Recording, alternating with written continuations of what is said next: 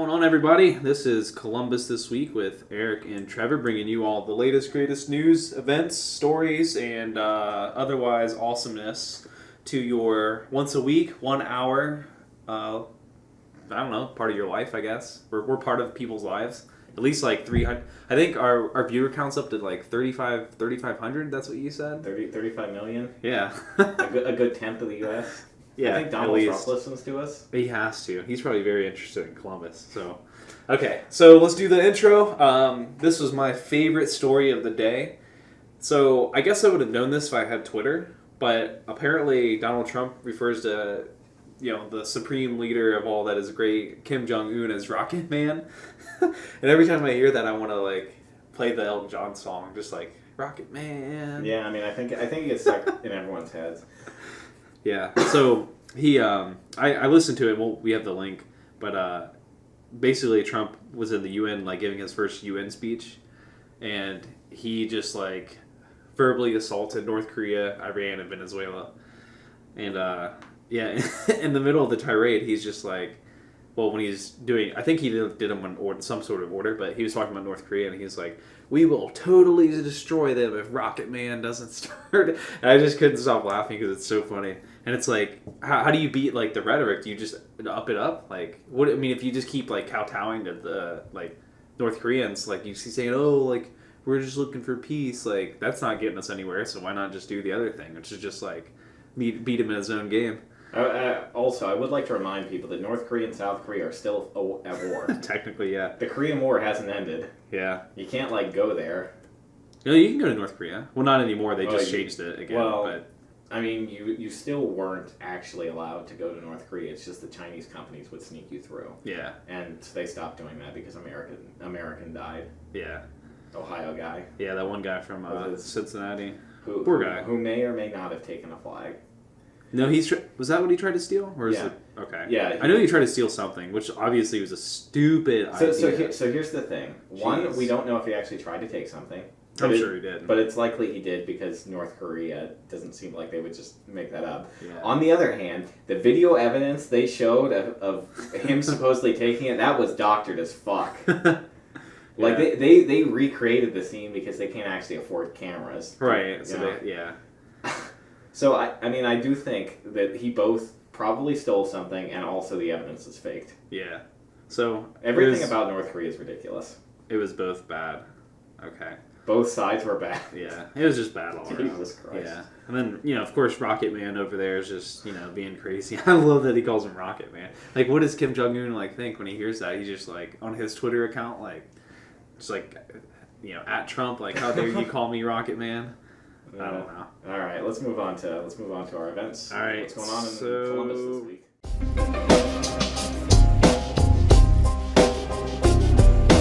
On the September 22nd to 24th at the Ohio Expo Center, also known as the Fairgrounds area thing. I don't really know what to call all that. The Fairgrounds? Yeah, but it's they call it the Expo Center, so I don't know. But anyway, there's Columbus Oktoberfest. So I went to that, I think, 2 years ago. It was pretty cool to go for one time.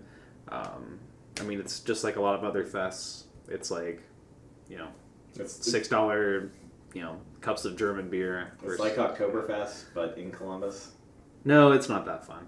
I think they do a race though, and people I don't know. It's not bad. You should go if you haven't gone, I guess, and you have nothing else to do. But I've got a jam-packed weekend, so all right. So that's coming up, and then. Now this I haven't been, but sounds cool. On the 23rd through the 24th at the Columbus Zoo, they're doing Jack Hanna Fall Fest. So, I don't know. It sounded kind of, the description of it sounded kind of cool. So if you want to go to the zoo and hang out with Jack Hanna, you can go do that. And then this is a little bit in the future because we try to do things only this week. But this is kind of close. It's good enough for me. So, the Midwest Premier Gaming Convention. Have you been to that? No. Oh well, maybe. Yeah. It's called the Dex, the G Dex. No, I don't think I have. Okay. Anyway, so at the actual convention center downtown, they're having the gaming convention from September 30th to October 1st. So I think that's next weekend or something. So that looks pretty cool too. And that's about it for events that I found that struck my fancy. I know we brought it up last week, but I do want to remind people that coming up this week is, this weekend is Pawpaw Fest. Oh yeah, the Powell Fest. Yeah. That'll be fun. So you should definitely go down to that. It's one of the better events in Ohio. Yeah, they're not paying us or anything. They're actually paying us in pawpaws. They just deliver them to us by the bucket. I wish. They're as fruits alone, they're not like the best. Yeah, I mean they're like okay. They're not like an avocado or anything. Well, there's a reason that you don't see them in the stores. Yeah, because they're not. They have to be worse than kiwis in order to not be in the stores. Yeah, kiwis are pretty bad too.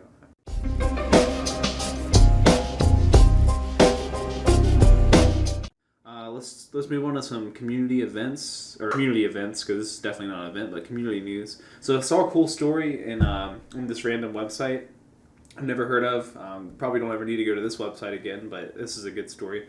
So the title of the story is "Immigrants and Refugees Revive Depressed Neighborhood in Columbus, Ohio." And so they're talking about the Northland area of Columbus, so like Northland Mall and Morse Road and like that area. Hey Eric. Yeah. You're in Northland. Yeah, so we don't give away our location. They'll bomb us. Rocket Man will come after us. So there's only hundreds of thousands of people in this area. Yeah. Okay. Yeah. So they did a cool story talking about like the different shops and more or less how immigrants are pretty entrepreneurial. Part of that's immigrants tend to be kind of entrepreneurial, and then being in the Northland area, they have all the mall space, so they can just set up shops basically for dirt cheap. So. Yeah, that is true, and there are a lot of shops that open up around here all the time. But the absolute best thing though is that the the markets are amazing, way better than places like Kroger. Like you get such a better variety, so I absolutely love them. And then you can if you read the article, you can they list some of the a couple of the restaurants and stuff. So I really like that, and that's why I don't know. I like it. It's cool. They have good food, so. Yeah, so Eric is basically saying, come gentrify my neighborhood. Well, no, it's not gentrification. It's the opposite. It's before the gentrification. Well, no, you totally are. When you pour money into an area, you gentrify it. Because eventually you have nice things there, and then prices go up because nice things are there, so people want to live there. That's how gentrification works. Yeah, well, I'm not saying that should happen. I'm just saying people should go to the shops and just keep living wherever they live now. Should they go to the shops and then not spend money? No, they should go to the stores, go to the the bakeries and all these grocery stores, buy your groceries and then go back to No, man. I mean, my point is just buying things there gentrifies the area, because then more nice things end up there. Well, I mean that's just life. I don't know what should you do? Not patronize businesses? Well, if you don't want to gentrify areas, yeah. But I'm fine with gentrification. Yeah. I think it gets tossed around as this bad word, and they're they're gentrifying our area, and it's you just gotta. I mean, it can be bad because it can end up sterile, if they just pump in a bunch of Chipotle's and Starbucks or something. But if they actually hang on to, nice, cool, markets and stuff, it's pretty great. I like how Chipotle has gone from being hip to being super. It's so mainstream. Okay. All right.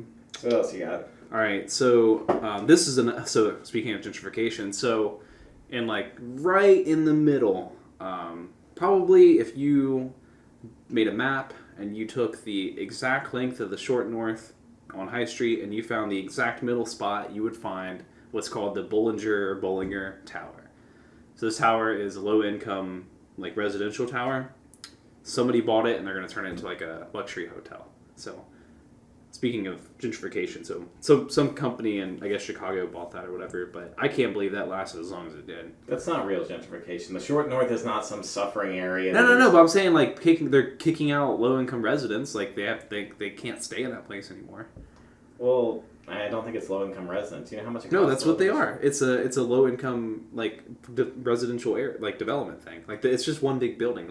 It's 6 stories or something like that. How are we defining gentrification? Because I bet those people are paying more than say people. No, it's low income. That's how that works. You don't pay as much. What do you mean? You're low income. You don't pay as much rent. It's just subsidized, or it's not even subsidized. It's just cheap. Who makes that decision? I don't know, the city. They does in the article it even says the what's it? I can't remember. Hold on, let me pull it up really quick so I can remember what the organization's called that does that. It is. So it's 11 stories actually, and it was owned by the city. Oh, okay. Yeah. So it's like a house of the port. Yeah, it's Columbus Metropolitan. Yeah, so it was a low-income housing. That's exactly what that is. It was, No, that's fine. yeah. So I was just, yeah, so they bought it for $14 million, I guess, from the Columbus Metropolitan Housing Authority. And I can't believe it lasted that long because... It's in the middle of the shore north. It's valuable property. Yeah. Yeah. So I'm sure they were probably just, like, working on a deal or, whatever. Yeah, those kind of things take time. Yeah. So that's going on. So expect that to turn into a hotel, which I think is great. I mean, that property is immensely valuable, right? I mean, it's 11-story building sitting there, so... Yeah, the short north is on its way to becoming very less hip, though, I think. Yeah. Like, once you start putting hotels and stuff in there, it's going to become real mainstream. Yeah. I mean, there's already, like, the Joseph, I remember that. It's, like, a high-end hotel, and then there's, I think there's, like, maybe one other one that's, like, right there, and I can't remember what it's called. Like, Le Méridien, that's what it is. Le Méridien. So, Le Méridien. Yeah, just like that. So, yeah, so that's getting bought and turned into a hotel too, which is I think is cool. So, and I think it's your turn now. All right. So last week we mentioned that that Columbus was being singled out as one of the sort of finalists for the Hyperloop. Hyperloop! I'm going so fast through the loop. And just a quick update on that story. It looks like actually we're down to top 10 finalists now. Columbus is in the running, and from the top 10 list. It looks is this like, top 10, like just 10, or like top 10?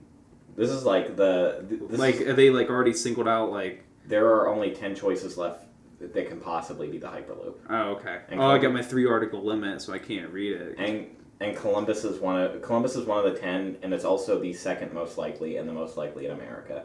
So there's one that runs through Toronto and a couple of other places in Canada that's currently predicted by some analysts to be more likely, but I don't think so. But they've got Chicago, Columbus, Philly as the second most likely. Philly, not Pittsburgh. Or sorry, shit. Yeah, okay. Pittsburgh. The close city. Yeah, it'd be really cool to happen. I mean, I think it's more likely than some other places too, just because like these like Columbus, well, not just Columbus, but like the state of Ohio, Indiana, and Illinois, they're like basically starving for projects like this. So I think it's going to be a lot easier to work with versus like, I don't know, like when they were talking about like DC or something like that. Yeah, probably even Texas, really. Yeah, we went over this before, but I don't think it's going to be on the Eastern Seaboard. No, there's no chance. I do actually think that, and this might be me being biased, just being in Columbus, but I do think it's more likely than the Canadian line. Yeah. Just because we're in America. And I think there are certain transit benefits you get in America just because our economy is bigger, our population is 10 times the size of Canada's. Yeah. That you don't get in Canada. Yeah, and then I mean Montreal's a pretty big city, like 4 or 5 million people, and then Toronto is second only to Chicago in like the Great Lakes region. Actually, I think it might be second in North America next to New York. I don't know if it's bigger or not bigger than Chicago, but anyway, so it's like it's one of the top 5 biggest cities in North America, but like it's so far away from Montreal. I guess they're connecting Ottawa too, but I don't know. I feel like they get more value out of like Columbus, Chicago, Pittsburgh, but we're probably both biased. So yeah. So if anyone is on that committee though, bring it to Columbus. Come on. Just do it. It'll be fun. Bring it to Columbus. Yeah. We want to go to Chicago. I bet if they gave them like free OSU tickets, like free box seats or something, they'd probably do it because those gotta at least cost like $5 billion. See, that's how you turn one of those. That's how Ohio loses a $3 billion deal, or Ohio loses a $4 billion deal to a $3 billion deal to Wisconsin. Yeah. with the Foxconn factory. Yeah. You just have to bribe better. Yeah. We gotta up our bribing game. Yeah, gotta work on that. All right. So next in community news, I wanted to read this column piece from You're gonna read this whole thing? No. Oh, okay. I was gonna say don't do that. I just want to read a couple of excerpts. So the title of this is from one of the columnists for the Columbus Dispatch. It says, "Agree or not, commentary is part of a columnist's job." And so, notice the difference though, columnist versus journalist. So go on. Well, so just to sort of summarize, he basically makes the point that he doesn't understand why he gets so much criticism for giving his opinion, given that he's a columnist and giving his opinion is his job. Okay. So that's his premise.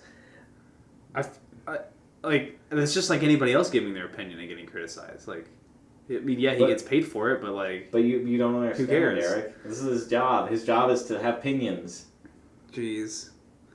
Yeah, and that's... So I don't mind that they're being, like, columnists, like, because I think columnists and opinion writers, if they're good, obviously, can add a lot of value to, like, a publication, but... So this... Here's the thing that annoys me is this writer hiding behind, like, his title as a defense for his opinions. He's like...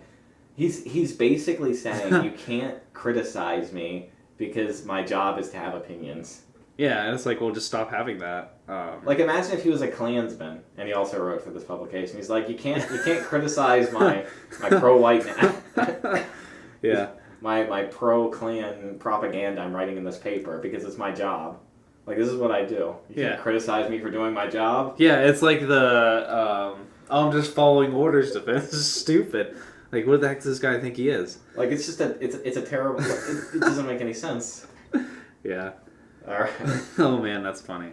Yeah, that was just a little bit that stuck out of me in the paper. Yeah, that's yeah. I mean, I don't mind.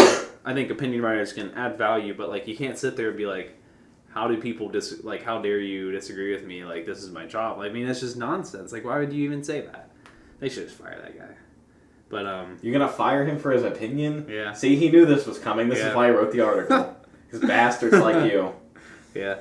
Me and the other 5 dispatch describers. I love to go to their website, let me tell you. It's so great with all the pop-ups and then Did you know Kim Kardashian had like 50 surgeries? Like, here's how you can get yours too. Like, stupid advertisements. The Dispatch really is one of the premier, most well-designed websites, I think, in the history of humanity.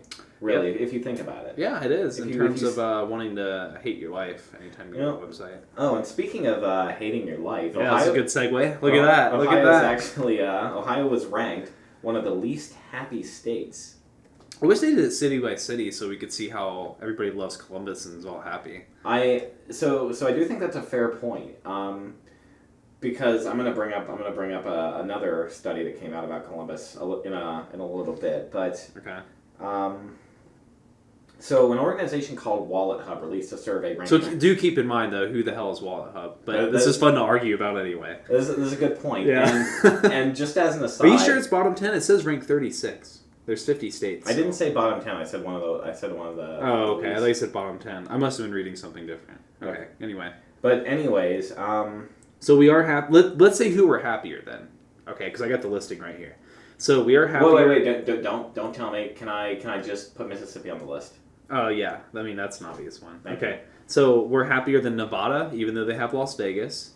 Happier than South Carolina. We're happier than Wyoming, New Mexico, Alaska, Tennessee, Missouri, Kentucky, Mississippi, Arkansas, Alabama, Louisiana, Oklahoma, and dead last is West Virginia. So not very good company to be in, but... So the South and then, like, the area where there are more animals than people. Yeah, okay. Basically. That's not a surprise. Yeah. There's no reason nobody lives there. No, we do rank community and environment. We're ranked like 25. Yeah, so we're but everything else we're terrible.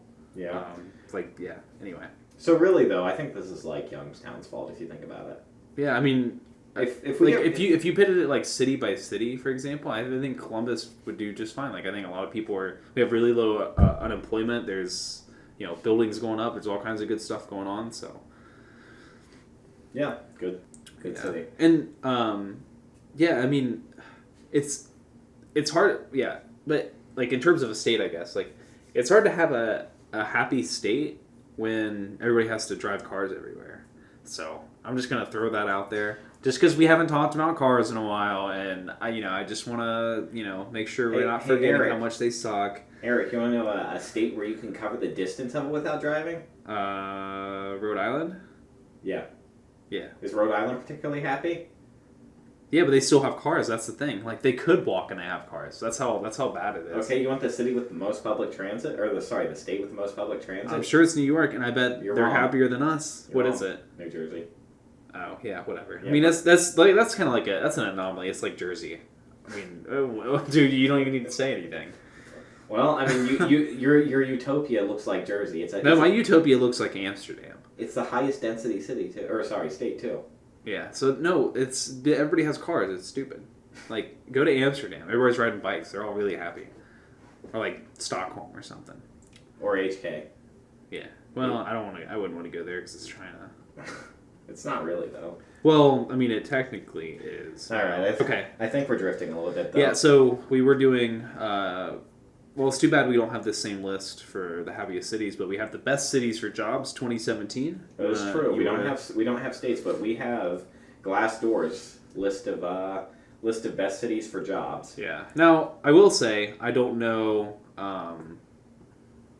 what ranking methodology they use. But I do. It's okay. So we could talk about that, but it is definitely probably more authoritative than whatever that other website was. What was that like Wallet Buzz or something? Yeah. Buzz Wallet? Yeah.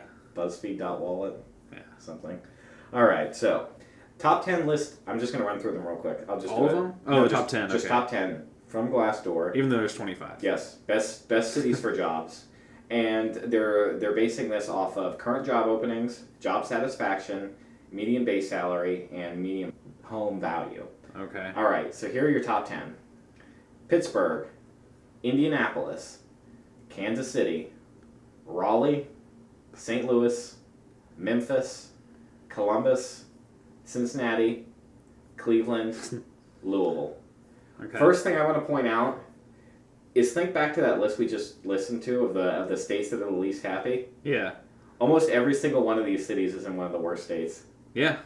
It's like the cities are probably fine. It's just you have people living in rural areas or living like where all the like the what was the Rust Belt, like all the manufacturing jobs, like all the stuff's gone now. So of course those places are unhappy.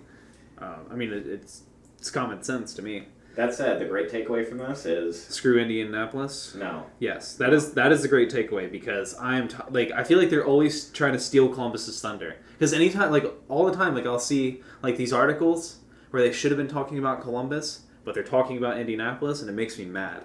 Because Indianapolis is lame because Indiana is a lame state. If it makes you feel any better, the equivalent Eric that's living in Indianapolis, his home's worth less than yours.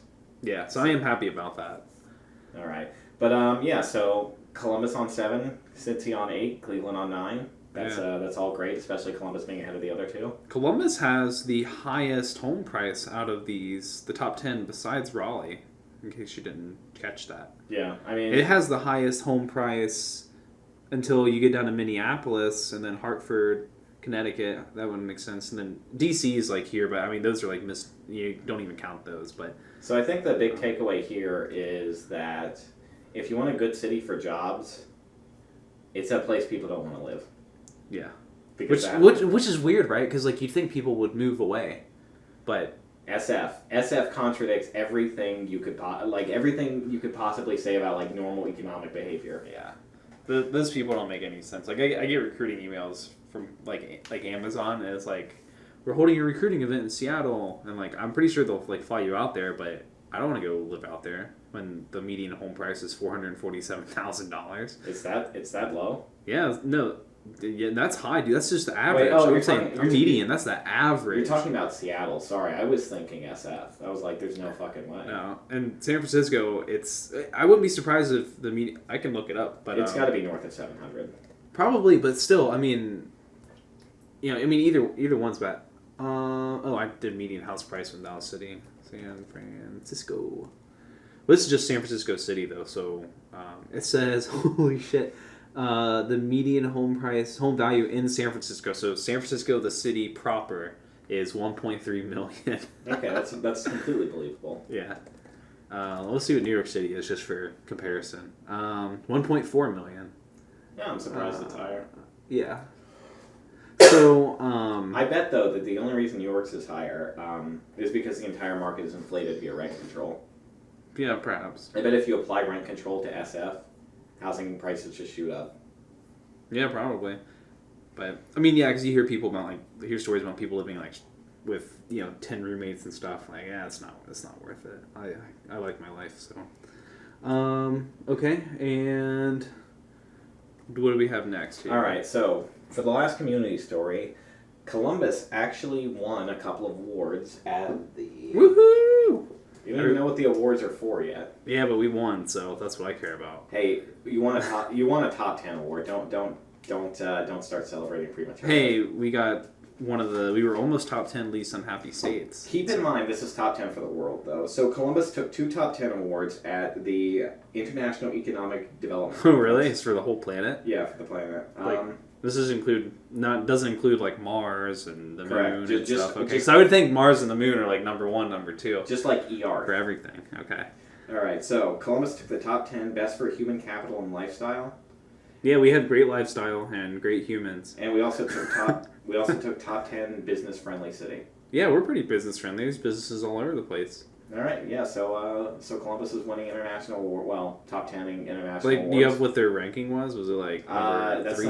That's not released. They only give like I think they only give top 3 positions. Yeah. So. They probably just pick a top 3 and then there's just like 7 honorable mentions. Like they don't even rank them right. Yeah, I mean that's my guess. Cool. All right, so should we move on to tech news? Well, let's do it.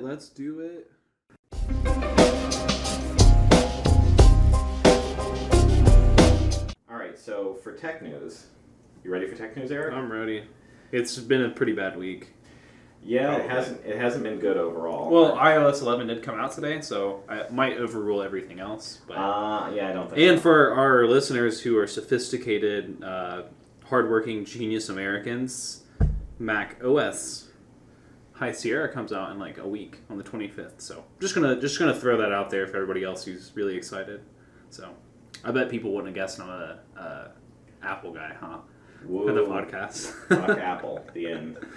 They're the best. And all right, anyway, enough distractions. Yeah. So let's get on to some real news that people actually care about. Okay. All right. So I think the biggest thing in tech news, at least for if you really follow technology and the sort of technology standards and the things that govern things like the internet, or if you just want to be outraged, or if you care about the internet, yeah, or if I'm just saying in general, if you want to be outraged, this is a good one to be outraged about. All right, so W3C, which is the World Wide Web Consortium. Yeah, which is the consortium which sort of governs web standardization of different things, has settled on a standard for web DRM. Yeah, DRM being digital rights management, just in case people don't know what that means. Yeah, so it's the kind of stuff like if you have an iTunes song and you wanted to play it in like, I don't know, your Dell jukebox or whatever that was, it was like, nope, this is proprietary iTunes. Like that's what DRM is. Yeah, the whole point of DRM is to stop you from copying, sharing things. It's basically the no fun club. It really is. I mean, shit. I don't even want to go off on that tangent. So, anyways, digital rights management, DRM, basically just restricts you as the user's ability to use your own software. Yeah. To use something you purchased and paid for. And so obviously there's been a lot of pushback against this, and as a matter of fact, the Electronic Freedom Foundation, the EFF, actually which is a great organization. They're pretty good. I disagree with some of their political messaging, but they're pretty good. So they joined the W3C in order to sort of fight this, and the standardization passed with about a 58% approval. Yeah. Obviously being heavy-handedly pushed by organizations like Google. Yeah. And so they backed out of being part of W3C. Yep. And that shouldn't be a surprise to anyone. The whole reason that they joined the consortium was to fight this, and they lost, so they left. Yeah.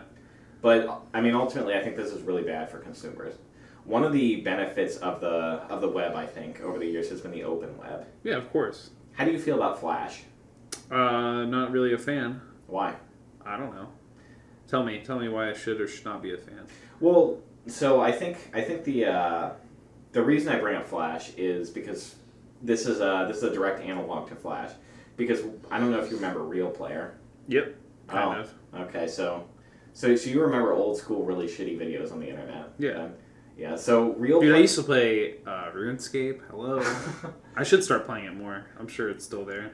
So Real Player was sort of the first proprietary like black box code that existed on the internet in any sort of like large amount. Yeah. Okay. And so And so there's just been iteration after iteration after iteration of this. Let's hide the code from the user that's running on their machine. Yeah. And in order to do that, you need some way to control it, right? Right.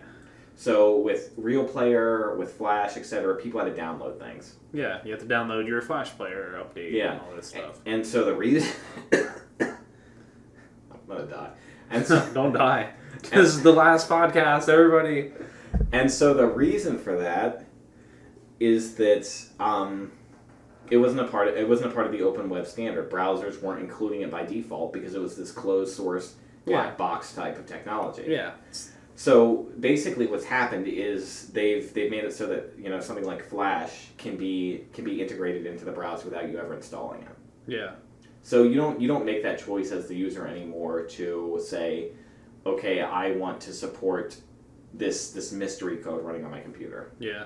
It's just baked into your browser now. It's going to be baked into every single browser. Safari's going to support it. Firefox is going to support it.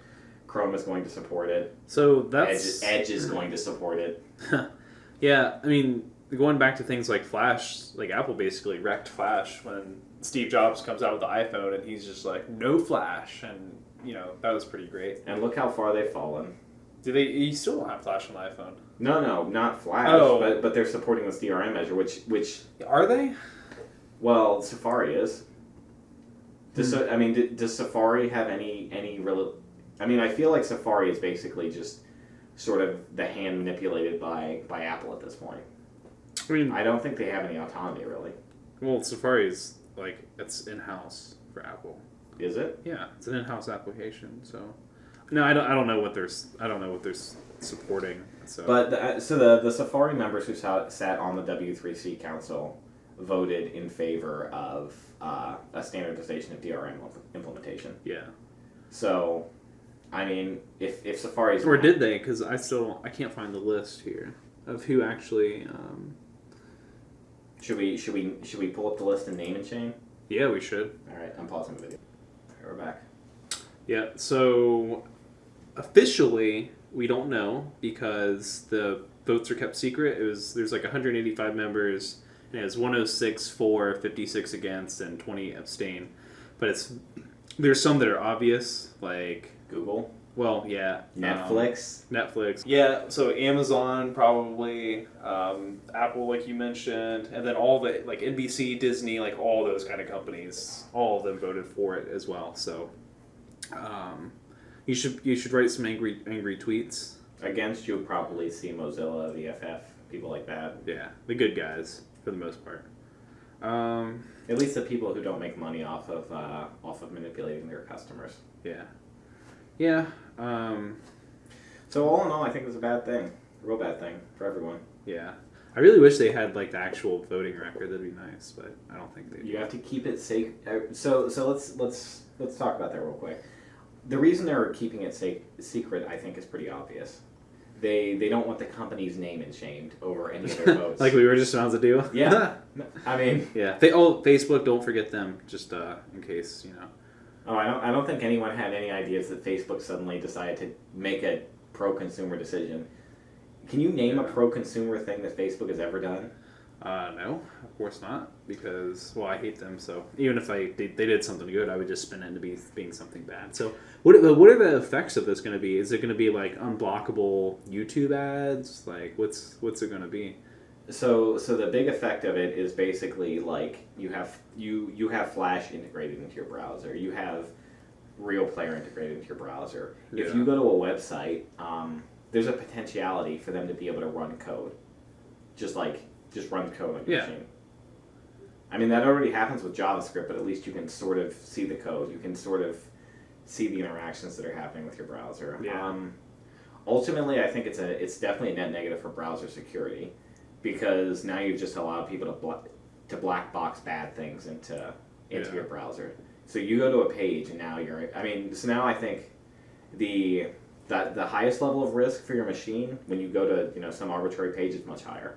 Yeah.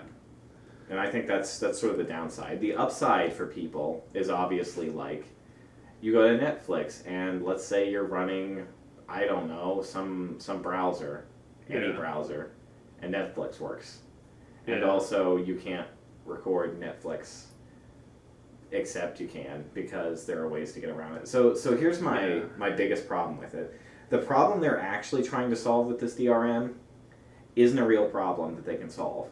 Yeah. Like if I wanna steal Netflix's content and put it on the Pirate Bay, I can do that. You think their DRM's gonna stop me? No, of course not. And we're just regular people too. Oh, so I'm let not. alone somebody who like actually knows what they're doing. I mean, I wouldn't say I'm a regular person, but like. Yeah, you're pretty regular. No, I think I got. I mean, like. No, I'm just kidding. There's a technical background that a lot of people don't have. True.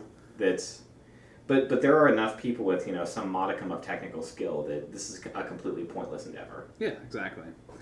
Yeah, I don't know what the point of it is. It's they're making lives shittier for users to try and solve a problem that's not solvable the way they're solving it. Yeah. DRM is always a bad idea because it's circumventable. Yeah.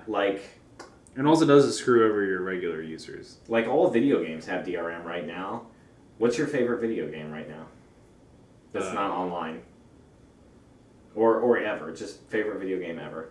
Oh, I don't know. Probably Morrowind. But Halo 2 is a close. It's like 1-2 there. I bet I can go download it. I bet I can go pirate it right now and get it working. Oh, I know you could. I easily could. Like even something like Skyrim, which wasn't available on the Mac. Right. I mean, now granted, I did buy a copy on Steam, so I shouldn't have. I mean, now I understand they didn't want to make it for the Mac. Whatever, that's fine. But they were like, they were saying like, oh, you're gonna like get in trouble. It's like I even bought a copy of the game. Like I'm not even pirating it. So whatever. Yeah. Let's move on because this is depressing. Well, you brought up Facebook earlier, and Facebook has been in the news recently as well. Yeah, this is some good stuff here. This makes me happy. So Spain is pursuing fines due to Facebook tracking users without their consent. Thank you. Yeah, tracking words are hard. Yeah. Okay. So some of the things that Facebook collects data on, based on the article we have here, and this is like what 2 or 3 of the thousands of things like data items they collect on you, including all your browsing habits, for sure. Everything Facebook knows what porn you watch. They know what stuff you pirate. Like they know everything. But so they collect data on things like ideology, like political ideology, sex, religious beliefs, personal tastes, obviously web browsing habits, and all this stuff. And basically, Spain was pretty upset about that, and which is good, thank God. And because the reason for that is they weren't obtaining specific and informed consent from the users. So I really think though if you have Facebook, you should get rid of it. But yeah, pretty cool if they're getting fined. So I mean, it's like pennies though. It's like 1.2 million euro. It's like Facebook could probably. I mean, they'd probably make that in like an hour. So. Facebook is pretty shitty, but I wouldn't necessarily say get rid of it. I would say definitely don't use it. No, I say you just get rid of it too. So here's my argument for not deleting Facebook. It's a good way to contact people who you have no other way of contacting. Just don't contact them. You can't just like say, oh, sorry, I can't contact my family member whose phone number I don't have because. Yeah, who cares then? Like, don't need them in your life. That's the way I see it. If you have to use a method of communicating with somebody that you don't like in order to get a hold of them, you don't want to. I'm just saying they're not worth. Like, if you have to do that in the first place, it's like you can only have so many people in your life, so you got to pick the best ones. I see. Yeah, that's the way I see it. But all right. So, okay. Do you have any other thoughts on? Well, we could talk about the Equifax breach. We already did. We did. Was that last week? Yeah. Oh man. Ugh, I can't believe the CIO is a music major. So, our former university president was a music major. Yeah. Not McDavis, the guy before him. Yeah, but at least they weren't the CIO of the world's worst data breach in history. Like, why is she fired? And then, but here's the thing. I'm like chomping like.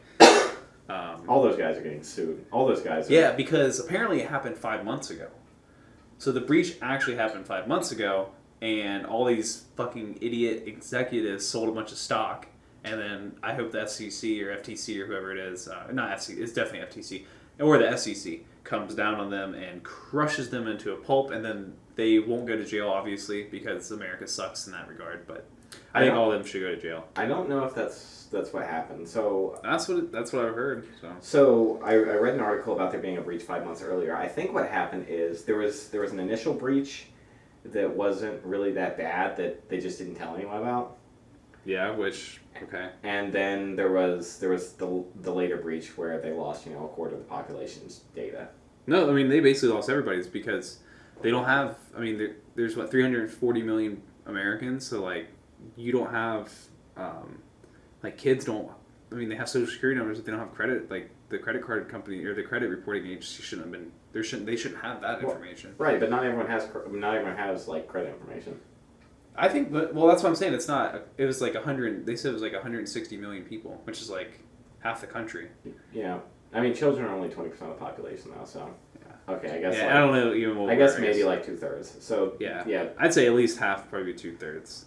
All right, fair enough. Yeah. But regardless, I think I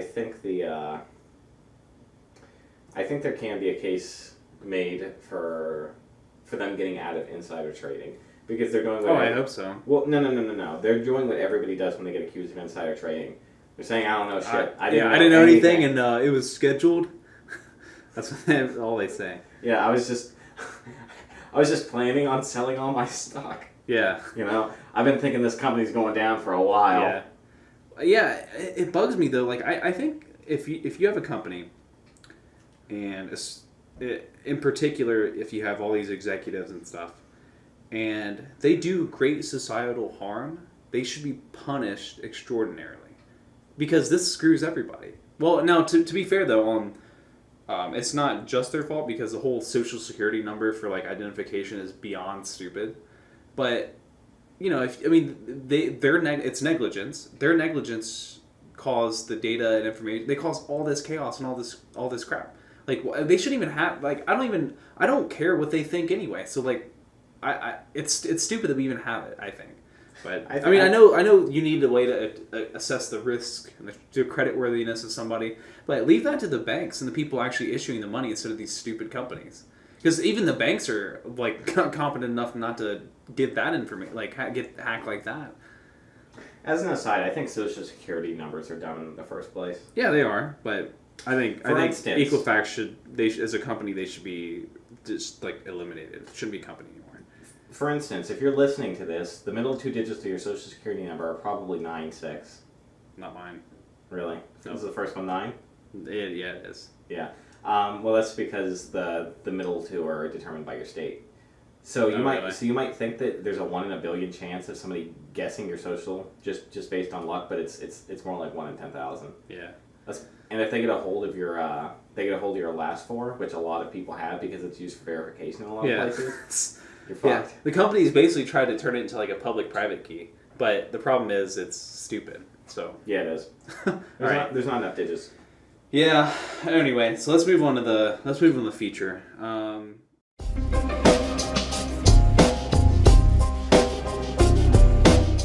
So this is a cool story, I think, because it's pretty interesting.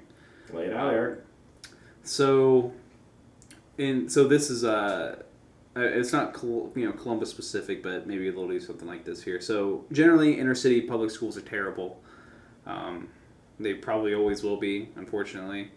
In Chicago, the mayor, Rahm Emanuel, who I think is a corrupt person, probably, and should have been, Anyway. How dare you talk about Rahm Emanuel that way? Have you not heard of his program, Rahm's Readers? Yeah. Oh my God! Have you been to Chicago lately? Not. There's like giant Rahm's Readers signs everywhere. No, I didn't know that. Okay, so and we'll link this down, but in April, the mayor said every public school student in Chicago must have a destination in order to receive their high school diploma.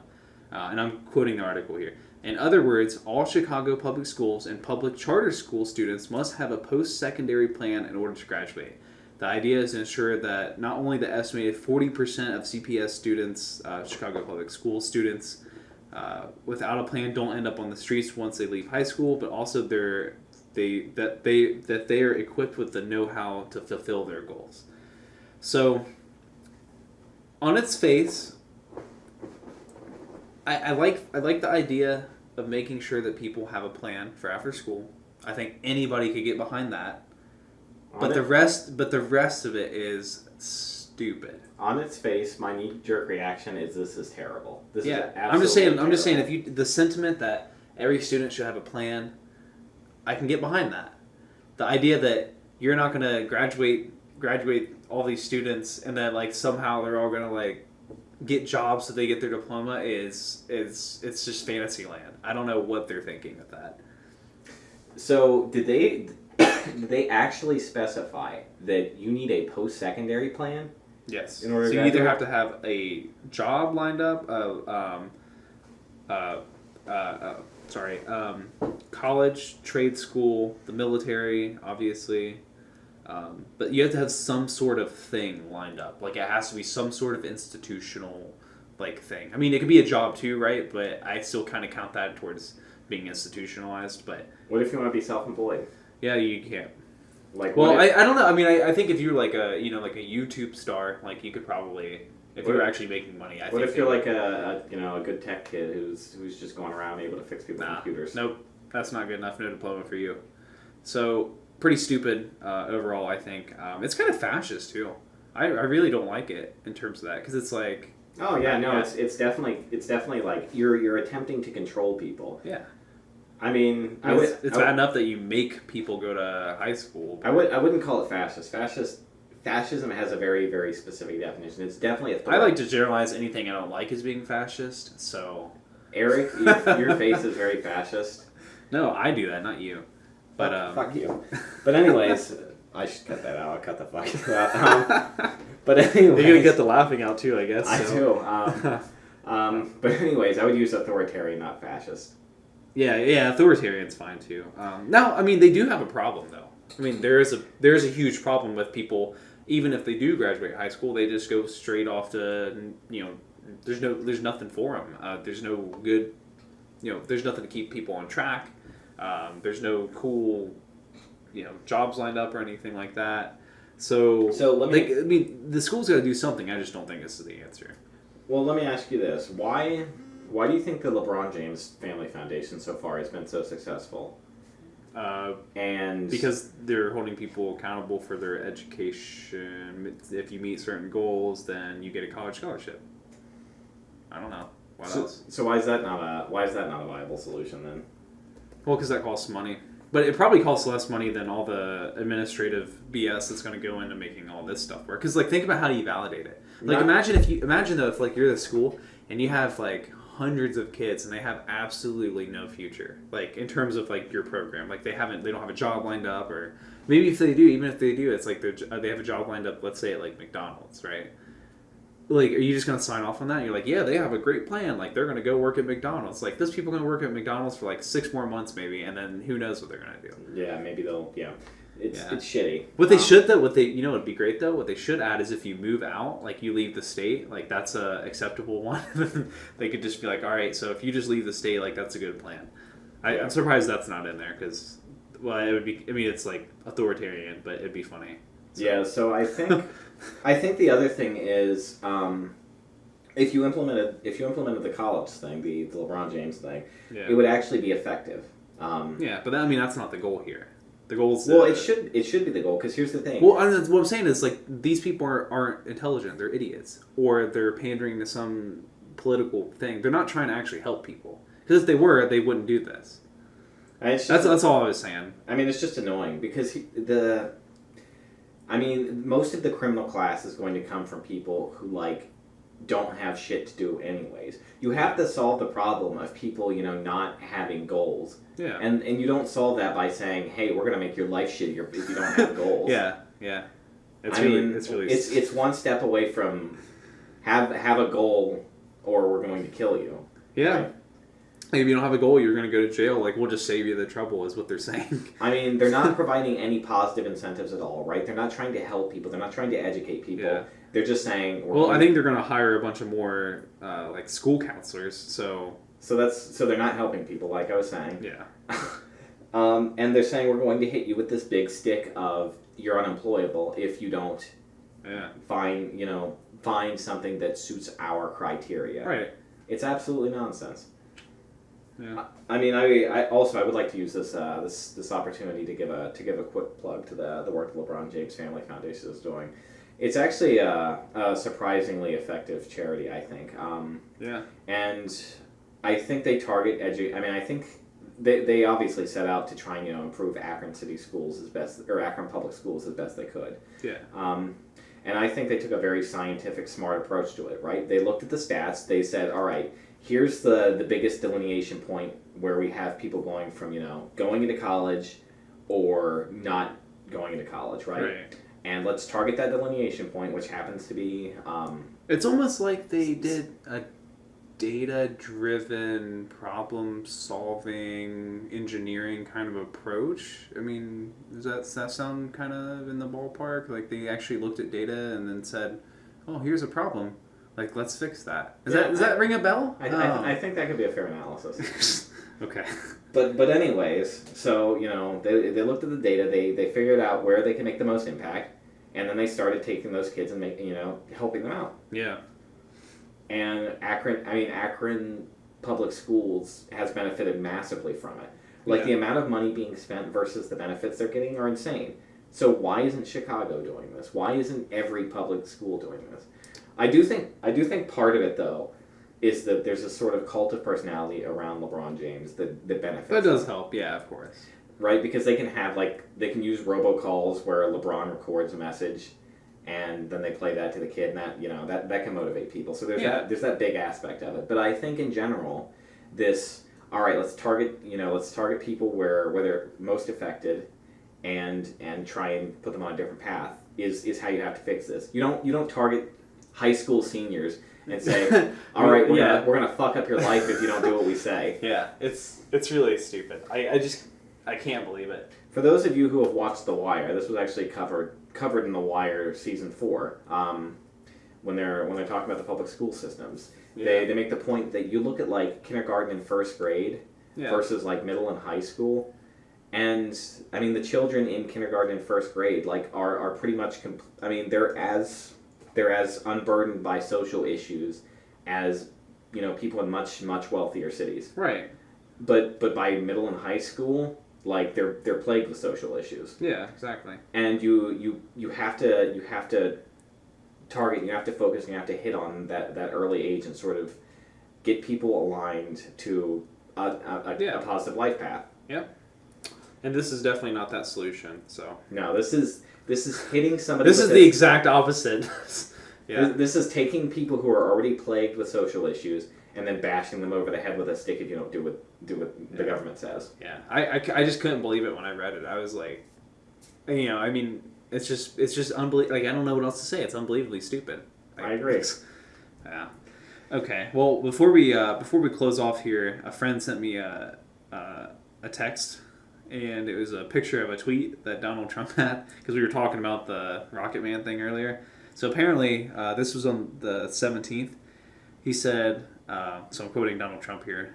He said, "I spoke with President Moon of South Korea last night. Asked him how Rocket Man is doing. Long lines forming in North Korea. Too bad."